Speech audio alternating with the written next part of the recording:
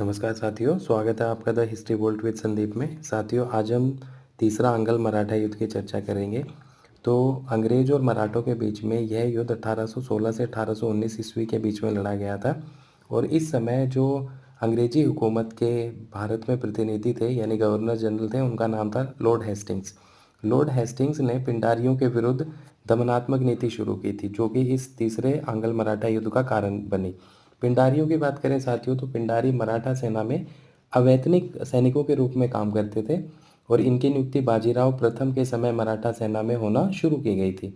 ये मराठों की तरफ से युद्ध में भाग लेते थे और इसके बदले इन्हें लूट में जो भी रकम प्राप्त होती थी उसका एक हिस्सा इन पिंडारियों को दिया जाता था।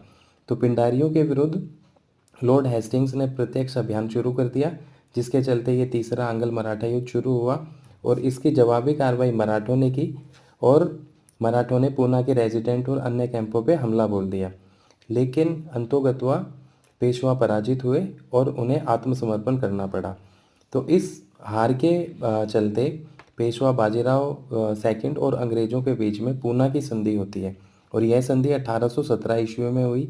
अब अगर इस संधि की महत्वपूर्ण शर्तों को देखा जाए तो सबसे पहली चीज़ तो ये थी कि पेशवा का जो सारा राज्य था वो बॉम्बे प्रेसिडेंसी में मिला लिया गया, यानी अंग्रेजी हुकूमत जो बॉम्बे प्रेसिडेंसी पे शासन कर रही थी, तो अंग्रेजी हुकूमत में पेशवा का सारा राज्य मिला लिया गया और 1818 ईस्वी में पेशवा का पद ही खत्म कर दिया गया था। बाजीराव सेकंड को कंपनी ने अपना पेंशनर बना दिया, यानी पेंशन देके उन्हें बिठूर भेज दिया, जो कि कानपुर उत्तर प्रदेश में है। इसके अलावा जो अन्य मराठा सरदार थे जैसे दौलतराव सिंधिया, तो इनके साथ 1817 में ग्वालियर की संधि की अंग्रेजों ने। अप्पा साहेब भोसले के साथ नागपुर की संधि की 1816 में।